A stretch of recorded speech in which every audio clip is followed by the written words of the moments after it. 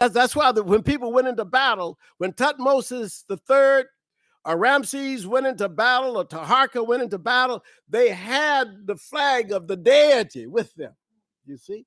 And that flag became identified as the name of the god, you see? It could be Amen, could be Ra, you see? And so in the writing, and when they said Necha, they wrote it like a flag. So Medu Necha means divine word, so the words of God. But Chikam, this is something that chematologists are using more and more. And I'll tell you about chematologists. Now, these are African scholars who study ancient Kemet. We use the word, we say that when we talk about Kemet, we are not using Medu, we're not saying Medu Necha, we are saying Chikam, because the Chi is a prefix, you see, to the language. And it's almost like in Zulu, we say isiZulu. We say, for Swahili, we say Kiswahili, you see? Kiswahili, meaning the language of Swahili, is different from the people of Swahili. isiZulu is different from the people of Zulu. If you're going to say the people of Zulu, you say Amazulu, you see? So this prefix is important. So what we've said is that Chi, Kemet, so Chikam, meaning the language of Kemet, all right? But what did they call it? They call it Kemet. Kemet. And that's what's written right there. It's written. You can see it. That is Kemet. That's the way they wrote the name of their country, Kemet. And they start with Kim, and they show you the M with the owl, and then they give you the T, and then they give you the symbol that represents either a country or a city. And that symbol, you still see that symbol on maps today for a city. You look at open your, people don't do analog anymore. They don't open maps, they do just digital. But you usually have maps, and you can see this represents a city. It represents a country. They were represented a place, a region. That came from Kemet. And this means the black country. That's what that means. The first letter is itself. This is Kim right here. Kim. This is Kim. Means black, like charcoal. That's what it means. So the black country, and nobody who knows anything about the ancient language will differ from that. So we start here. Now, let me show you. So now the other thing is, people say, well, Egypt is not in Africa. Well, the reason I got this map, and I could have given you a larger map and showed you other countries like Ethiopia and so on, all connected to this, right? This is a map of Egypt and Sudan. Shows you Sudan and Egypt, right? If Sudan is in Africa, then Egypt is in Africa. They all, and in fact, the Nile River runs through only one continent, and that's Africa. It doesn't run through any other continent. It doesn't run through North America. It does not in Philadelphia, Chicago. Doesn't run through here. Doesn't run through South America or Asia. Doesn't run through Europe. They got their own rivers, the Danube and the Rhine. But it doesn't run through any of it runs through Africa. 4,200 miles through Africa, the Nile River. And then, as I said to you earlier, the Blue Nile, the Abe, coming out of the mountains of Ethiopia, gives it its energy and power, empowers it down to the Mediterranean. This is a historical, scientific fact. You can't deny that. So then the question becomes, why is there so much controversy? And why have the Arabs taken up a battle that the Europeans took up and lost? You know, it's like Wait a minute.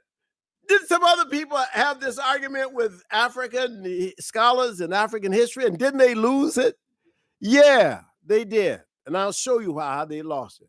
But then the Arabs have taken it up, and I'll tell you why they took it up, all right? But let's look at the invasions of Kemet. Kemet has always been attractive to outsiders. It always was attractive. It was a place of scholarship. It was a place where you had the first universities. It was a place where you had the great temples.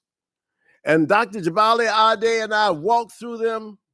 We've been there, seen it. We know what we're talking about. And it was invaded around 1500 BC by the Hyksos.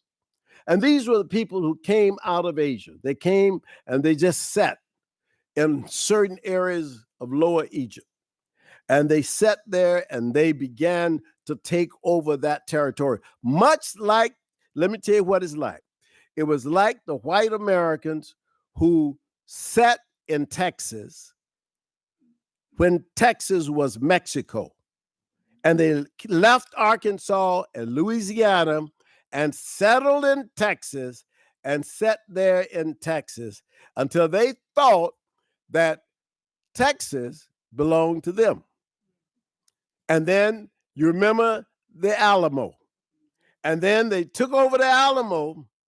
And then the Mexican government in Mexico City had to send up troops, Santa Anna, to kick them out of the Alamo because this is still Mexico. Same thing happened to the Hyksos. The Hyksos took over part of Egypt, and they were there until they were defeated. And when they were defeated by the dynasty of the Kamoses and Amos and kicked out, then, of course, Egypt continued its history. But in 671, the Assyrians come from Assyria, what is now around Syria. They come and they defeat Egypt, and they capture the city of Menepher, the city that is named Memphis. That city was captured by them, and then they defeated it during the time of Taharka, right? But then in 525, it regained its power. Kemet did, and then the Persians came, the Iranians. They came in 525 BC, 500 years before Jesus Christ. The Iranians, you would call them that today. The Persians came over and they defeated the great centers of Egypt, destroyed lots of the monuments, everything. But they didn't destroy everything. So, I mean, they destroyed a lot of things, but not. But not all was destroyed. A lot was destroyed. They destroyed. They went into every aspect of Kemet. But then it was rebuilt. And then after it was rebuilt, Alexander, the Macedonian, came. And Alexander came in 333 BC. And he wins in Kemet. And he established his own dynasty. That is, a dynasty is a family of kings. He put in power a man by the name of Ptolemy. And Ptolemy and his descendants ruled Egypt for 300 years. That's all the way down to Cleopatra. Those are the invasions. But remember, in 30 BC, Augustus, who had been Octavius, he defeated Cleopatra, and Mark Antony defeated their armies because Cleopatra was dilly-dallying with Mark Antony, and they decided they're going to, be against Rome, and Rome came in, defeated them, took over Egypt, and after that period of time, the Romans basically left Egypt to its own devices, but they had certain people inside Egypt working in Egypt.